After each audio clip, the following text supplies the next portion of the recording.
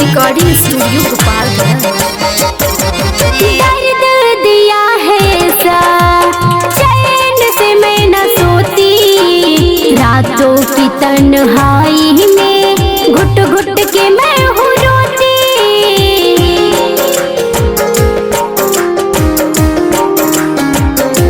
हो दर्द दिया है सा चैन से मैं न सोती, रातों की तन्हाई में घुट घुट के मैं हूँ रोती।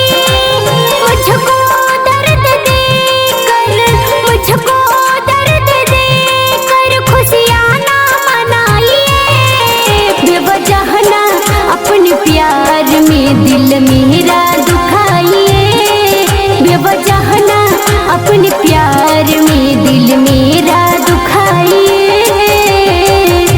जा बेवफा, एक दिन तुम पछताओगे, जा बेवफा, एक दिन तुम पछताओगे, ढूंढते रह जाओगे पर हमें नहीं पाओगे, पर हमें नहीं पाओगे।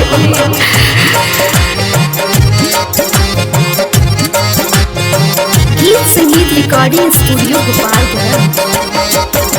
मेरे प्यार में तू बोलो कमी क्या ऐसा पाया, सरगम समझ न पाए क्यों तूने ठोकर